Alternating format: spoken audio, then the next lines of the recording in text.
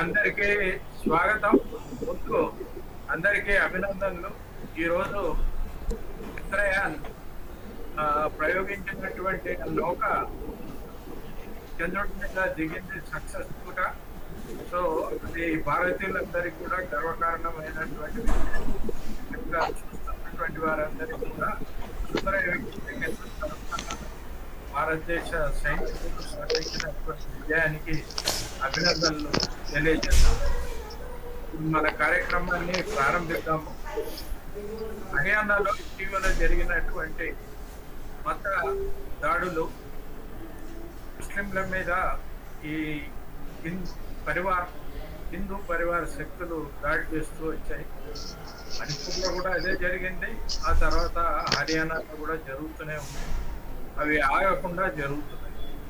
ఇది ఒక అంశం ఉంది. రెండవ అంశం, క్రీడాకారులు, మహిళా క్రీడాకారుల పట్ల వాళ్ళు లైంగికంగా వేధిస్తున్న అధికారులు, ముఖ్యంగా అసోసియేషన్ చైర్మన్ అయినటువంటి బ్రిజ్ భూషణ్, ఆయన ఎంపీ కూడా, ఆయన వేధిస్తున్న వీళ్ళంతా కూడా చాలా రాతపూర్వకంగా కూడా ఫిర్యాదులు చేశారు. కానీ అవి పట్టించుకునేటువంటి స్థితిలో ప్రైమ్ మినిస్టర్ లేడు. ఇంతవరకు మోడీ వాళ్ళని పిలిచి మాట్లాడలేదు. అది కొనసాగుతూనే ఉంది.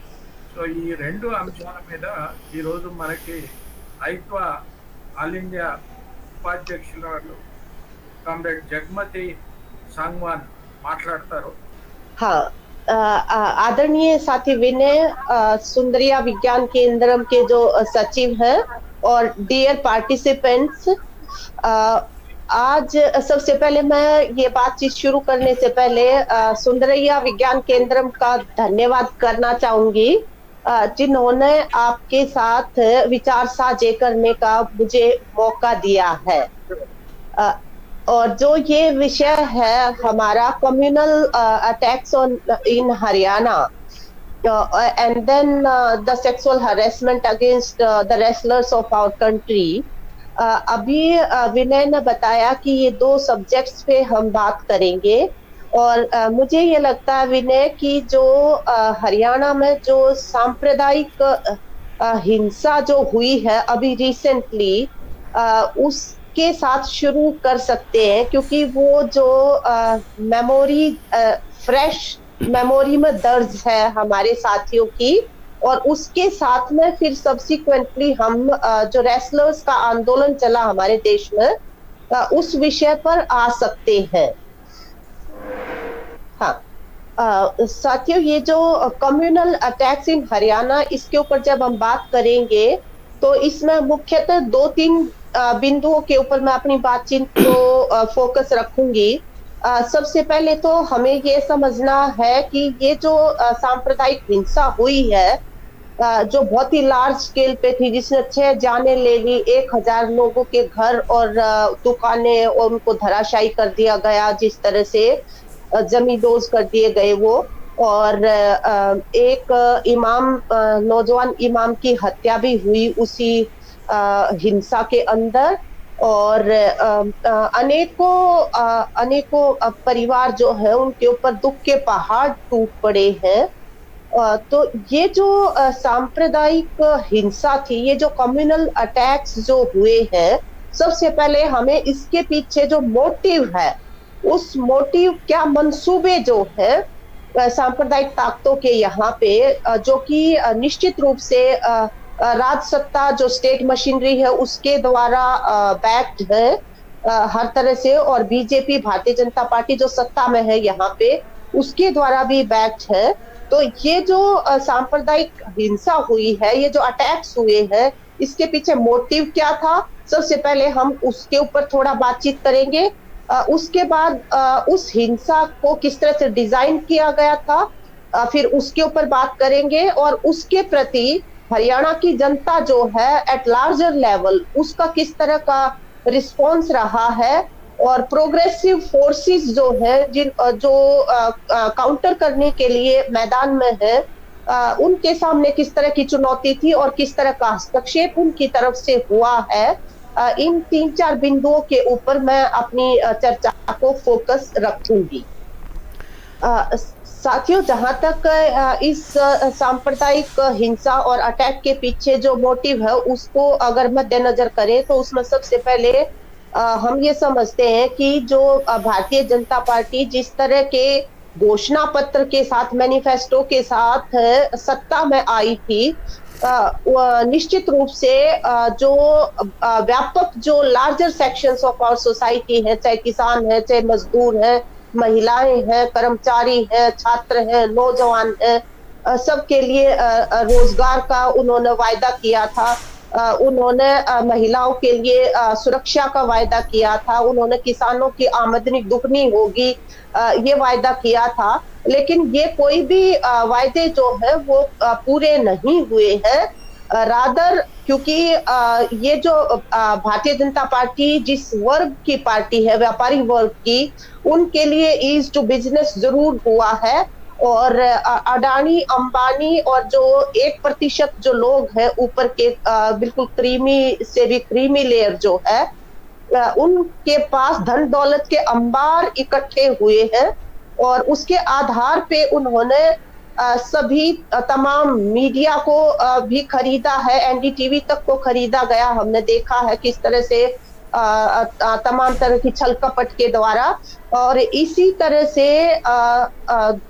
दूसरी जगहों के ऊपर जो भी उन घोषणा पत्र के वायदों के बारे में आज बात करना चाहता है, आवाज उठाना चाहता है, उन सभी को जो है वो जेल भेजा जा रहा है। उनके साथ जो है पुलिस और प्रशासन के द्वारा जिस तरह की तानाशाही की जा रही है, तो ये जो एक कुल मिलाकर जो असंतोष है, अब 2024 के जब इलेक्शंस बीजेपी को फेस करने हैं, और उसके साथ साथ में राजस्थान का चुनाव भी है यहाँ पे, और हरियाणा का चुनाव भी है, तो इस समय के ऊपर वो लाइवलीहुड इश्यूज पे बातचीत ना हो, उनके ऊपर उसकी जवाबदेही ना हो पाए, बल्कि जो मेजॉरिटेरियन हिंदुत्ववादी जो भावनाएं हैं उनको कंसोलिडेट करके, उनको भड़का के किसी तरह से वो 2024 के चुनाव के अंदर जाए अपने अभियान के साथ। निश्चित रूप से ये लार्जर मोटिव जो है ये इन कम्युनल अटैक्स के साथ जो है वो जुड़ा हुआ है। इस कॉन्टेक्स्ट में साथियों, वो अंग्रेजों के द्वारा जो अपनाई गई नीति है डिवाइड एंड रूल, उसके हिसाब से अपने चुनाव अभियान को चलाना चाहती है। और उसमें ये जो नू का जो इलाका है हरियाणा के संदर्भ में, अगर इसको देखा जाए तो ये बहुत ही एक स्ट्रेटेजिक जगह है। यहाँ पे अगर पोलराइजेशन होता है हिंदूवादी ताकतों का, और मुस्लिमों को डरा लिया जाता है किसी तरह से उनके द्वारा, तो वो राजस्थान के चुनाव में भी 5-6 सीटों को प्रभावित कर सकते हैं, और उधर से यूपी के चुनाव में भी उनको फायदा मिल सकता है। और निश्चित रूप से हरियाणा के संदर्भ में भी कुछ सीटों को वो इन लोगों को डरा के कि अगर हरियाणा के अंदर रहना है तो हमारी मर्जी के हिसाब से चलना होगा, उस तरह का आतंक का वातावरण बना के वो सारे इसमें एक रणनीतिक तरीके से ये हमले जो है वो सुनियोजित तरीके से उनके द्वारा करवाए गए हैं। हालांकि 2014 में जब से बीजेपी की सरकार यहाँ पे आई है, तभी से लगातार ये नू का इलाका, जहाँ पे मेवात में 80% मुस्लिम्स रहते हैं, यहाँ पे नू जिला के अंदर, मेवात के अंदर, तो तभी से उनको अलग अलग तरह से निशाना बनाया जाता रहा है। क्योंकि किसी की भी जो शांतिपूर्ण सद्भावना जो है अलग अलग तबकों की, वो जो बीजेपी जो रूल करने की उसकी कार्य प्रणाली है उसके वेस्टेड इंटरेस्ट के खिलाफ पड़ती है, तो वो वहां पे डिजाइन करते रहे। लेकिन अभी क्योंकि बिल्कुल एन चुनाव से पहले का ये मौका था, तो उन्होंने जो डिजाइन किया जिस तरह से इस पूरे कम्युनल पोलराइजेशन को, उसमें वहां पे एक सावन का जो महीना है, अभी जो सावन चल रहा है, उस सावन के महीने में बहुत पुराने समय से वहां पे एक ब्रजमंडल 84 कोसी यात्रा जो है वो होती आई है। जो अपने आप में सांप्रदायिक सद्भावना का एक प्रमाण रही है, जिसमें हिंदुओं के जत्थे चलते हैं, पूरे इलाके का भ्रमण करते हैं, सभी मंदिरों में रुकते हैं, तो वहां पे खान पान की ठहरने के इंतजाम सारे मुस्लिम संप्रदाय के लोगों के द्वारा किए जाते थे। तो उस इलाके में इसी सावन के महीने में इन्होंने एक जलाभिषेक यात्रा जो है उसका आह्वान किया, और उसमें ना केवल आसपास के इलाकों से बल्कि पूरे हरियाणा के अलग अलग जिलों से लोगों को इकट्ठा किया। और वो जो जलाभिषेक यात्रा है उससे पहले बहुत ही उन्मादी एक तरह का वातावरण तैयार किया गया इनके द्वारा। मोनू मानेसर जो जो नासिर और जुनैद की हत्या के अंदर जिसकी संलिप्तता जो है वो अनेकों तरह से स्थापित हुई है, उसने वीडियो जारी किए कि हम 31 जुलाई से यहाँ पे एक हिंदुओं की विश्व हिंदू परिषद और दूसरे संतों के समागम के साथ यात्रा करेंगे, जिसके अंदर मैं भी शामिल रहूंगा, और आप हिंदू भाई जो है, बहन जो है, उसमें बढ़ चढ़कर भाग ले। इसी तरह से बिट्टू बजरंगी दूसरा गौरक्षक है, ये गौरक्षक कहते हैं अपने आप को। वो जो बिट्टू बजरंगी है उसने और भी ज्यादा अपमानित करने वाले इस तरह के वीडियो जारी किए कि there are coming the husbands of your sisters and you greet them with the garlands and be prepare, we are coming and we will see you. So इस तरह की इंस्टिगेटिंग भाषा की ये जो वीडियोज वहां पे पहले वातावरण को उन्मादी बनाने के लिए वहां पे जारी होती रही, और प्रशासन ने इसको बाकायदा चलने दिया वहां पे इस वातावरण को। साथियों, ये जो नूह जिला है ये बिल्कुल हरियाणा के एक कोने पे पड़ता है, बिल्कुल यूपी और राजस्थान के बॉर्डर के ऊपर। वो कोई देश की राजधानी नहीं है, वो किसी भी तरह का कोई ऐसा धार्मिक स्थल नहीं है हिंदुओं का, बल्कि 80% आबादी वहां पे जो है वो मुस्लिम की रहती है। तो उस जगह को इन्होंने चुना, ये भी एक सवाल है कि उसी जगह को क्यों चुना गया। और जब ये वीडियो जारी की जा रही थी तो वहां के जो स्थानीय विधायक हैं जो कांग्रेस से संबंध रखते हैं, उन्होंने और कुछ गणमान्य लोगों ने वहां के प्रशासन को बाकायदा ये बताया कि यहाँ पे हिंसा होने का अंदेशा हो सकता है। जिस तरह की वीडियो जारी की जा रही है, इन वीडियोस को रोका जाना चाहिए, उन लोगों को गिरफ्तार किया जाना चाहिए। मोनू मानेसर जो है उसके खिलाफ FIR दर्ज है। जुनैद और नासिर की हत्या के मामले के अंदर वो एक तरह से मतलब जेल के अंदर होना चाहिए था अब से पहले भी। तो ये प्रशासन को बाकायदा नागरिकों की तरफ से पॉइंट आउट भी किया था। उसके बावजूद जो प्रशासन है उसने इस जलाभिषेक यात्रा की जो है वो इजाजत दी, और वहां पे नलहट जो मंदिर है वहां पे ये लोग इकट्ठे हुए, और ये लोग जो है पूरे हरियाणा से आए थे, इनके पास हथियार थे। खुद इनके अपने सांसद जो उस इलाके से है, राव इंद्रजीत, उन्होंने ये सवाल खड़ा किया कि भाई जो धार्मिक यात्रा करने जा रहे हैं तो उनको तलवारें ले जाने का, लाठियां ले जाने की, इन चीजों की क्या जरूरत है वहां पे। लेकिन बाकायदा वो सब असला जो है वो उनके साथ था, और जो अंदेशा जाहिर किया था वहां पे नागरिकों ने, वही हुआ। वहां पे वो यात्रा शुरू हुई, और फिर उसके ऊपर जो है पहाड़ी से पत्थरबाजी और ये सब हुआ, और प्रशासन जो है प्रशासन पूरा एक तमाशबीन की तरह से देखता रहा। और जो हरियाणा के गृह मंत्री हैं उन्होंने सरेआम झूठ बोली ऑन रिकॉर्ड कि हजारों लोग मंदिर के अंदर बंधक बनाए गए हैं, नलड़ मंदिर के अंदर। लेकिन मंदिर के पुजारी ने भी ऑन रिकॉर्ड ये कहा कि किसी ने किसी को बंधक नहीं बनाया है, यहाँ पे सब अपनी मर्जी से आए हुए हैं। और ये जो पूरा वातावरण सरकार की देखरेख के अंदर प्रशासनिक बैकअप के साथ जो तैयार हुआ, उसके बाद हिंसा में जो हुआ है साथियों वो सबके सामने है। इतनी जाने गई है, और ये सब जो नुकसान जो है, हमारे जो इंसानी सौहार्द जो है उसको बिगाड़ने की भरपूर कोशिशें इनके द्वारा की गई। ये सोच रहे थे कि वहां पे जो है आपस में हिंसा होगी, तनाव होगा, और उसके बाद वो हरियाणा के हर एक जिला में जाएंगे, जो लोग आए हुए थे यात्रा में, और जिला स्तर के ऊपर वो वहां पे जितने भी आबादी के तबके हैं उनको हिंदू होने के नाते आह्वान करेंगे कि हम हिंदुओं की धार्मिक यात्रा थी और उसके ऊपर मुस्लिमों के द्वारा हमला किया गया, और ये इनकी हिमाकत देख लो और इनको सबक सिखाने की जरूरत है। ऐसा वो संदेश जो है वो लेके जाना चाहते थे वहां से।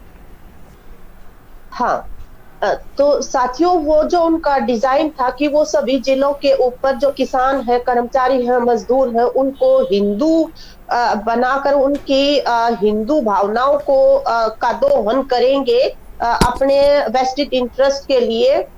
अच्छी बात यह है कि इस बार हरियाणा के अंदर ये जो किसान है, किसानों का जो आंदोलन चला, उस दौरान किसानों ने ये जो सांप्रदायिक और कॉरपोरेट का जो गठजोड़ है, इसको बहुत नजदीकी से अपने आंदोलन में देखा और पहचाना।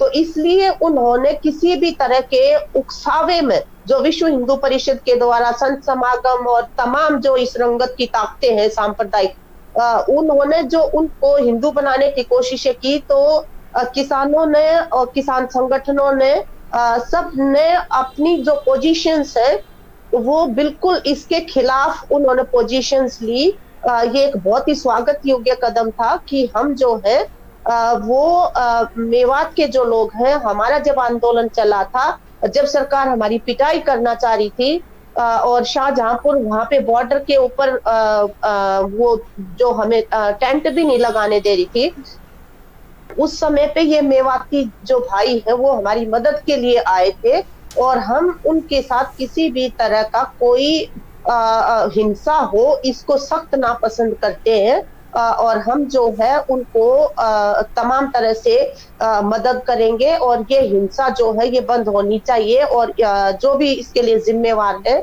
उन लोगों के ऊपर जो है कार्रवाई की जानी चाहिए। ये किसान संगठनों ने, ये हमारे प्रगतिशील संगठनों ने, और जो दूसरे जो तबके हैं यहाँ पे, उन्होंने ये मांग जो है वो पैरेलल उठानी शुरू कर दी। और जब उनको लगा कि भाई वो अपना जो सेकंड फेज था इस हिंसा भड़काने का, जिसके अंदर तमाम लोगों को पोलराइज करना था धार्मिक आधार पे, उसमें जब वो विफल हो रहे थे, तो उन्होंने अपनी सत्ता जो है, सत्ता की तरफ से पूरा राजसत्ता की तरफ से हस्तक्षेप किया, और वहां पे कर्फ्यू लगा दिया गया। मेवात के अंदर कर्फ्यू उस जगह पे लगाया जाता है जहां पे दो कम्युनिटीज के अंदर कहीं पे दंगा हो रहा है। यहाँ पे ऐसी कोई बात थी भी नहीं। जो भी ये जलाभिषेक यात्रा के लिए जो बाहर से आए हुए लोग थे, वो तमाम तभी वापस चले गए थे, और वहां पे 80% मुस्लिम आबादी है, और बाकी जो हिंदू भी है वो, और उनका बहुत ही अच्छा सौहार्द ऐतिहासिक रूप से जाना जाता रहा है।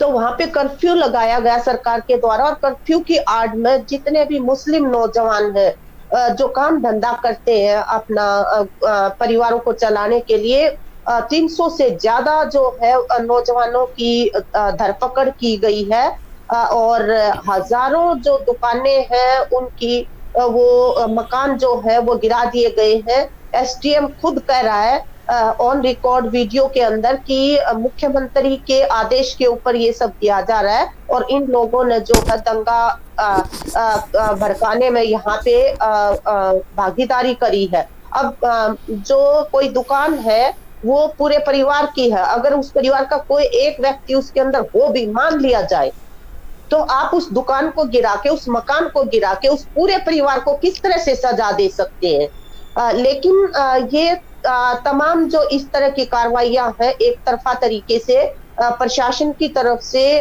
वो की जा रही है, और ये संदेश देने की कोशिश की जा रही है कि हिंदुओं को हिंदुओं की अपीजमेंट एक तरह से, कि अगर कोई भी मुस्लिम आंख उठाने की कोशिश करेगा हिंदुओं की तरफ से, तो उनका ये अंजाम जो है ये किया जाएगा। एक तरह से ये इस तरह की अपीजमेंट की रणनीति के ऊपर, अब जब वो अपने उस मंसूबे में फेल हुए हैं, तो इस रणनीति के ऊपर प्रशासन और सरकार जो है वो काम कर रही है। और आज भी वहां पे जो मुस्लिम जो गांव है, जो इलाके हैं वो खाली पड़े हैं, आतंकित होकर लोग जो है घरों से भागे हुए हैं, पता नहीं कहाँ-कहाँ जाके पशुओं को भी लेके खुद भी जो है वो कहाँ पे किस हालात में रह रहे हैं, ये बहुत ही दुखदाई है। और जो भी वहाँ पे जाता है, बीजेपी के कोई टीम जाती है तो उसको तो इजाज़त देंगे जाने की।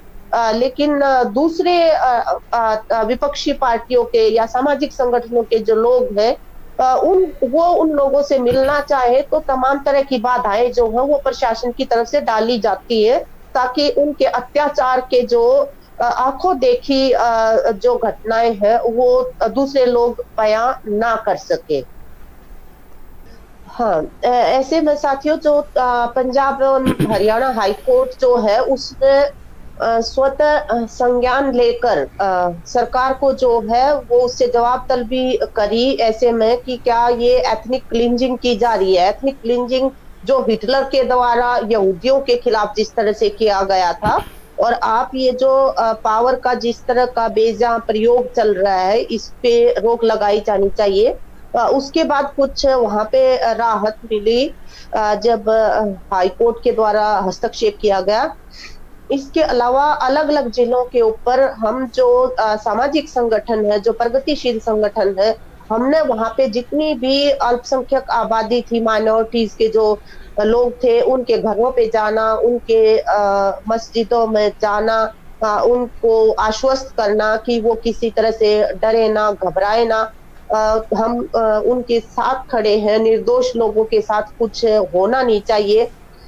इस तरह से हमने कार्रवाइयाँ की हैं। और दूसरी तरफ से विश्व हिंदू परिषद और दूसरी जो सांप्रदायिक ताकतें थी, उन्होंने वहाँ पे उनके इकोनॉमिक बायकॉट की कॉल्स भी देने की कोशिशें की कि दुकानों पे उनको कोई नहीं रखेगा काम के लिए, और उनकी जो दुकानें भी हैं, उनसे कोई सामान नहीं खरीदेगा।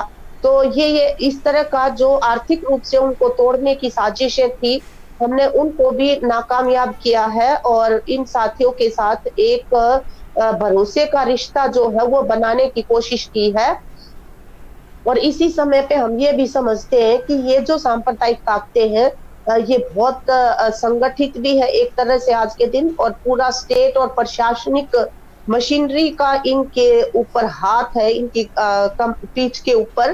तो ऐसे में हमें ये लगता है कि हम लोगों को जो भी लोग सरकार के द्वारा पिछले दिन तो जिनके भी न्याय प्रिय आंदोलन चले हैं यहाँ पे हरियाणा के अंदर, देश के अंदर, चाहे वो किसान है, चाहे वो आंगनबाड़ी वर्कर है, आशा वर्कर है, कर्मचारी है, सरपंच जो चुने हुए हैं, उनको यहाँ पे सड़कों पे पीटा गया है सरकार के द्वारा। इलेक्टेड रिप्रेजेंटेटिव्स तक को नहीं बख्शा गया है। तो हम ये कोशिश कर रहे हैं कि ब्रॉड लार्जर मंच बनाए जाए सौहार्द के लिए, जो काम करे निरंतर। और ये एक मतलब पहली बार ऐसा हो रहा है कि आम लोग जो है हरियाणा के अंदर सांप्रदायिकता विरोधी जो विचार है और जो आचरण है उसके साथ खड़े होने को तैयार है एक तरह से। तो इसमें जितना भी मजबूत तरीके से एक मतलब सौहार्द मंच ये बनाए जाएंगे यहाँ पे, तो आने वाले समय में भी जब चुनाव के लिए या दूसरे मौकों के ऊपर ये इस तरह की और कोशिशों को तीखा करेंगे, तो उस समय पे हमारे ये मंच भी जो है वो इंसानी सद्भाव के लिए और धर्म और राजनीति को एक दूसरे से अलग करके देखने की भावना के साथ वो भी मैदान में रहें, इस तरह की कोशिशें जो हैं वो हमारे द्वारा यहाँ पे की जा रही हैं। इसके साथ साथियों हम दूसरे विषय पे अब स्विच ओवर कर सकते हैं, जहाँ पे जो रेसलर्स है, सबसे पहले तो जो रेसलर्स ने इस अपने देश के अंदर जो बहादुरीपूर्ण एक आंदोलन लड़ा है, हम उनकी तमाम प्रशंसा करते हैं उन खिलाड़ियों की, क्योंकि साथियों हम जानते हैं कि जो खेल है वो हमारे देश और समाज के अंदर मेन स्ट्रीम का मुद्दा नहीं है, बल्कि एक मार्जिनलाइज्ड मुद्दा है। और इसीलिए जो भी स्ट्रक्चर्स खेल को ऑर्गेनाइज करने वाले हैं, उसमें फेडरेशंस है, एसोसिएशंस है, उनकी जो फंक्शनिंग है वो मतलब बहुत ज्यादा undemocratic, non transparent, non accountable इस तरह की चली आ रही है। और जाहिर है कि जहाँ पे ऐसा वातावरण होता है तो जो डिप्राइव्ड सेक्शंस है, चाहे महिलाएं हैं, दलित हैं, अल्पसंख्यक है, वो उन लोगों की वल्नरेबिलिटी जो है ऐसे माहौल के अंदर बढ़ जाती है। और तमाम तरह की जो करप्शन है उसमें सेक्सुअल असॉल्ट्स के लिए, करप्शन के लिए बहुत जगह बनती है। जिस तरह से 2010 में कॉमनवेल्थ में सुरेश कलमाड़ी के भी करप्शन के बहुत सारे केसेस आए थे। उसके बाद बीजेपी ने उसको बहुत बड़ा मुद्दा बनाया। लेकिन आज हम क्या देख रहे हैं कि उसके खुद के जो अपने लोग हैं वो इन खेल संघों के ऊपर बैठे हुए हैं, जो चाहे वो इंडियन ओलंपिक एसोसिएशन के पदाधिकारी हैं या फेडरेशंस के, वो उनसे भी बदतर जो है वो एग्जाम्पल यहाँ पे क्रिएट करने लग रहे हैं। और ये जो रेसलिंग फेडरेशन ऑफ इंडिया में जो कुश्ती खिलाड़ी है जो ओलंपियंस रही है उन तक को नहीं बख्शा गया है। नीचे तो मतलब this is only the tip of iceberg. नीचे क्या क्या खिलाड़ी लड़कियों के साथ नहीं हो रहा होगा ये हम अंदाजा आसानी से लगा सकते हैं। और साथियों, जहां तक महिलाओं और खेल का सवाल है, जहाँ पे खेल जो आम तबकों के लिए एक मनोरंजन का, स्वास्थ्यवर्धन का, रोजगार का जरिया है, वहीं पे महिलाओं के संदर्भ में खेल जो है वो एक कॉन्फिडेंस बिल्डिंग का भी बहुत सशक्त माध्यम है।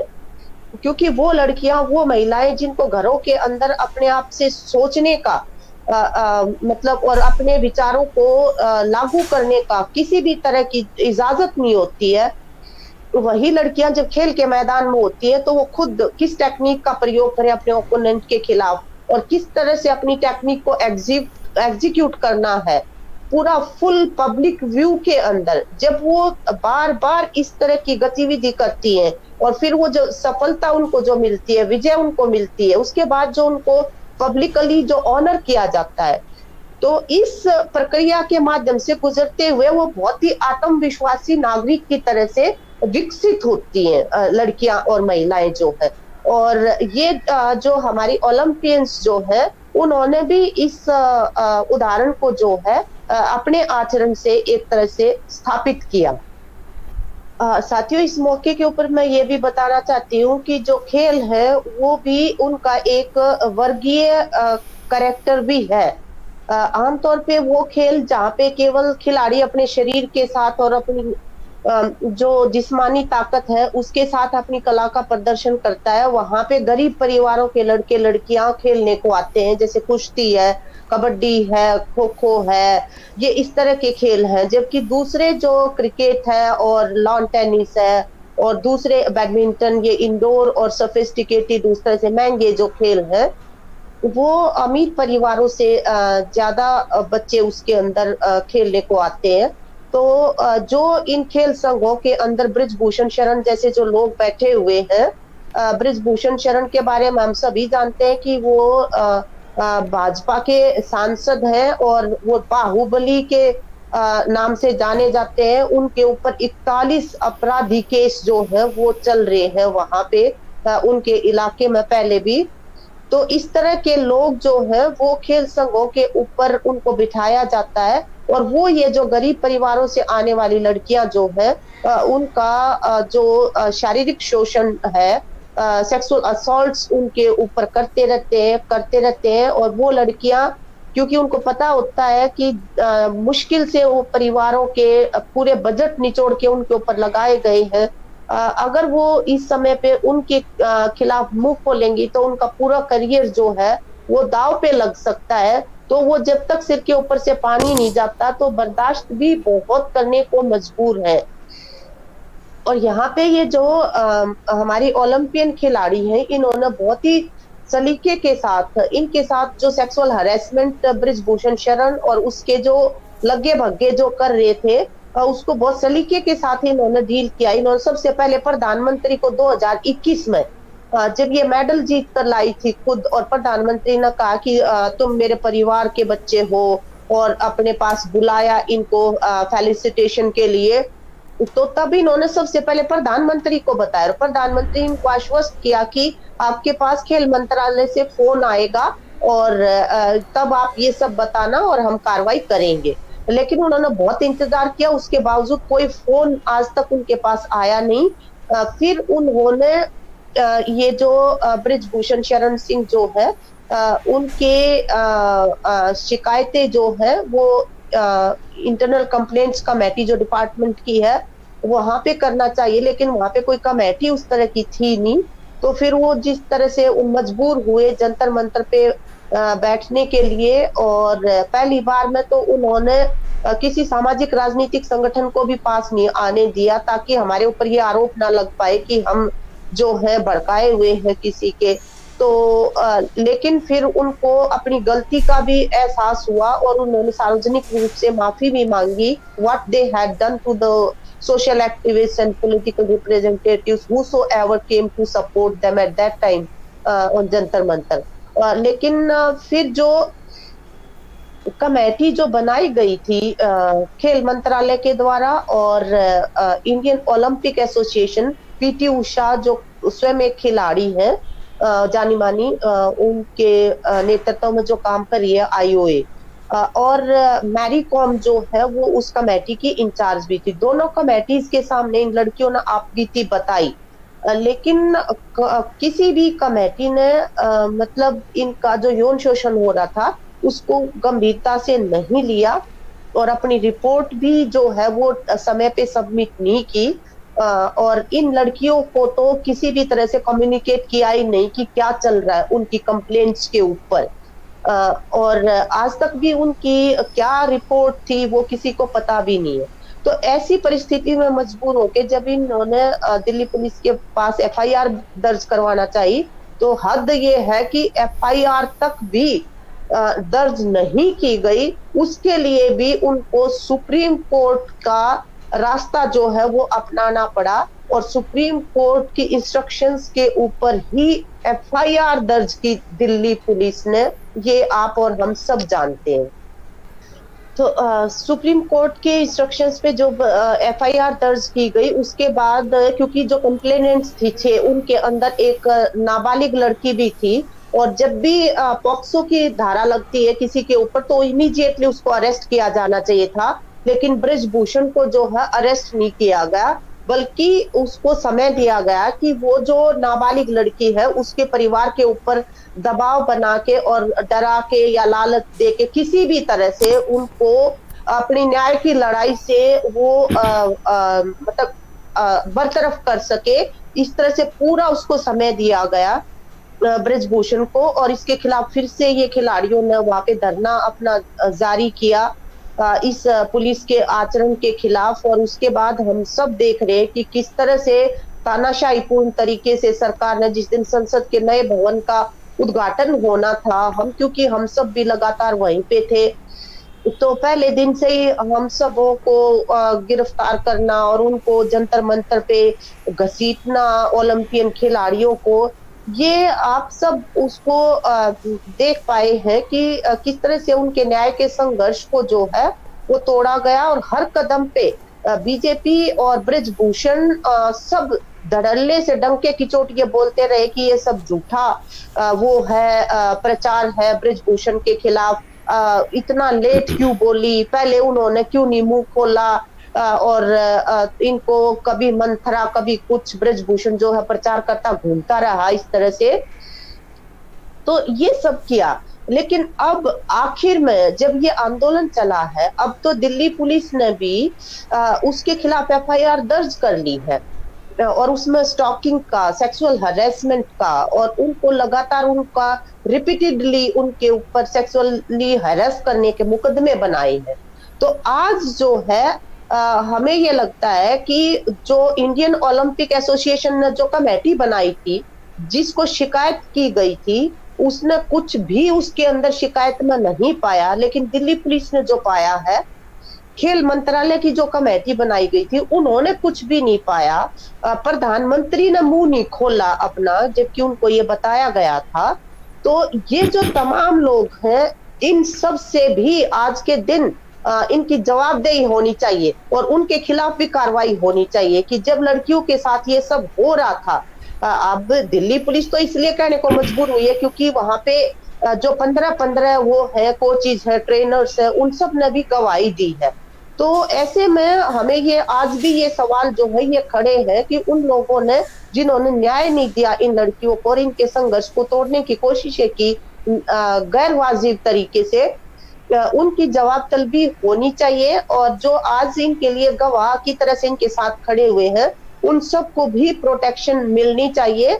और हमारे देश में असल में जो है एक ऐसी महिलाओं के फ्रेंडली जो है वुमेन सेंट्रिक एक खेल नीति बननी चाहिए जिसमें हमारी ये जो खिलाड़ी हैं जो गरीब परिवारों से आती हैं वो जो है मान सम्मान के साथ अपने खेल के करियर को जो है वो आगे बढ़ा सके। ये मुद्दे आज भी हम नागरिकों के लिए इस आंदोलन ने अनफोल्ड किए हैं और फॉर्चुनेटली इनके ऊपर मतलब वर्क भी हो रहा है। हमने भी यहाँ पे हरियाणा में भी एक पंचायत करी, देश के पैमाने पे भी एक राष्ट्रीय महापंचायत की गई इन मांगों के साथ जो है। और आप लोगों ने भी आज जो ये प्रोग्राम आयोजित किया है इसके ऊपर ये बहुत ही स्वागत योग्य कदम है कि हमारे साथी इस मुद्दे को अभी भी समझना चाहते हैं। तो ये मुद्दे आज भी इस आंदोलन से निकले हुए हमारे सामने खड़े हुए हैं और हमारी खिलाड़ियों को न्याय मिले हम इसके लिए उनके साथ कंधे से कंधा मिलाते हैं और तमाम तरह से उनका साथ देते रहेंगे। इन्हीं शब्दों के साथ मैं आप सभी पार्टिसिपेंट्स और सुंदरिया विज्ञान केंद्रम जिन्होंने ये प्रोग्राम आयोजित किया उन सब का एक बार फिर से धन्यवाद करते हुए यहाँ पे कंक्लूड करती हूँ अपनी बातचीत को। Thank you, comrade. We'll take up some questions now. One question from Latash Sabani. She asks, why Government of India is not taking action against this complaints on sexual harassments? Why Government of India is silent? देखिए जो अगर आपको याद हो जब राहुल गांधी ने यात्रा करी थी अपनी देश जोड़ो यात्रा तो उस समय पे कुछ महिलाएं उनसे मिली और उन्होंने उसके कंक्लूजन के बाद ये कहा था कि भी हमारे देश के अंदर महिलाओं के साथ यौन उत्पीड़न भी हो रहा है, ऐसी भी घटनाएं हो रही है, ये मेरी यात्रा के बीच में महिलाओं ने मुझे बताया। तो उसके बाद पुलिस जो है 2 दिन बाद ही उनके घर पे चली गई, राहुल गांधी के घर पे, कि बताइए कौन थी वो महिलाएं जिनको यौन उत्पीड़न हुआ, जिनको न्याय चाहिए।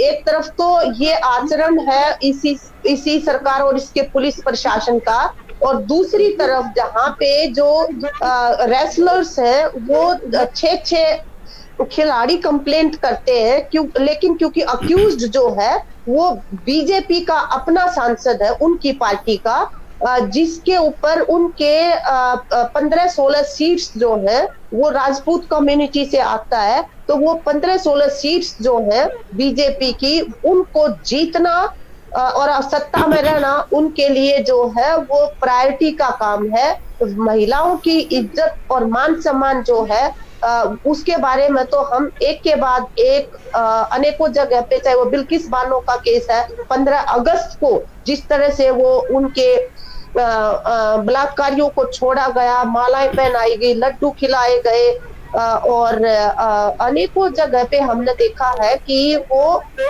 ये जो न्याय के लिए आवाज उठाने वाली लड़कियां हैं उनका मनोबल तोड़ना और अपराधियों के साथ खड़े होके अगर वो उनकी पार्टी के हैं तो उनको बचाना, ये इस बीजेपी की सरकार का चरित्र सबके सामने बेपर्दा हुआ। Another question in this regard, what was the response from the Congress of Haryana, the sexual harassment as yes. the Congress there in Haryana? Yes, first of all, in Haryana only we raised our voice against the sexual assaults on sports women because the sports minister of Haryana, Sandeep Singh, he assaulted a junior coach and very well-known international athlete here. And we were waging our voice against this punishment for this minister for quite a long time. And then subsequently the wrestlers also took confidence to speak out against the Brij Bhushan. And at that time, yes, the Congress, they raised their voice in the assembly for the removal of this minister from the cabinet. But at the same time, it was only we people who were on roads continuously for 6 7 months. They did not come on roads with a willpower which we were expecting. But yes, they raised their voice according to their choice.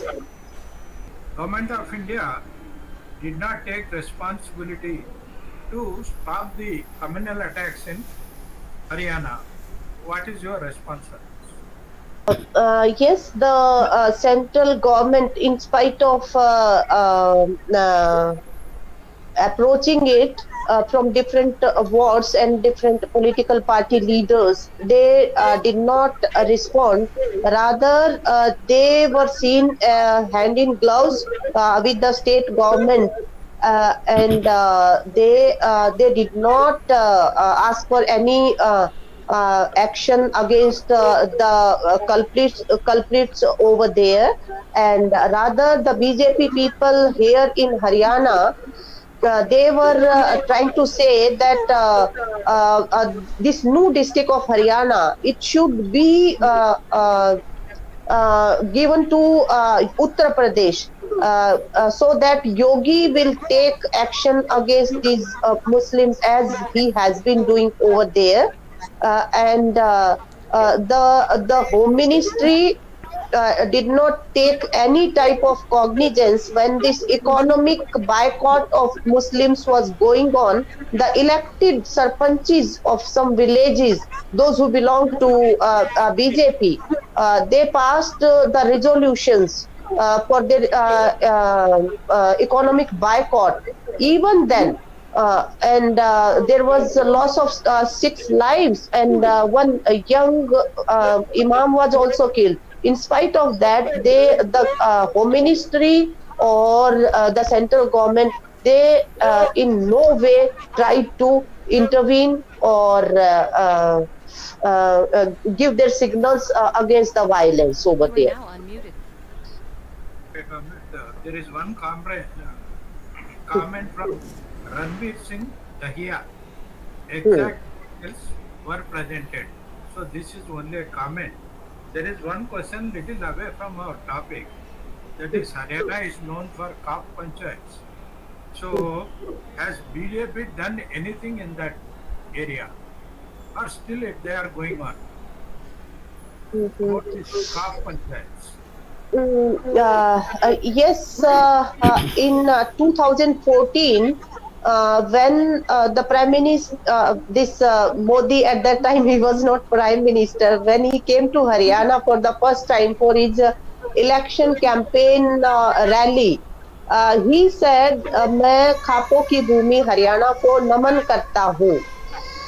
So they have been trying to woo these bodies, but fortunately during the Kisan movement, these CAFs and the other progressive organizations, they got an opportunity to exchange the ideas and understandings deeply within themselves. So it was for the first time that these CAF, they came forward to fight on the economic issues. So it was a welcome step from their side. And now also in on this communal attacks issue, these CAFs are aligned with Kisan organizations and Sohad committees for the mutual understanding and very well established सौहार्द जिसको कहते हैं, I do not know the exact word, I am not getting it. Frat- They are working on these issues, and yes, BJP is trying to get these khap panchayats divided on political lines. Now they are trying to raise their own khap panchayats parallel to the already existing, those which are not going according to their wishes. So they are trying for that. Okay, what is the reaction of this Muslim organizations there, all India wise or in Haryana? Are they coming forward to fight this? Yes, of course, there are also some extremist elements, and they try to take the things on those lines also. But in the given context, those are totally isolated, and the major Muslim organizations, they are trying to ally with the Sohad committees, solidarity committees, and doing the propaganda work with these committees for peace and solidarity. Okay, thank you, comrade. No more questions. So I thank you and I also thank comrade Viraya for his translation. With this, we will conclude our webinar. Thank you very much.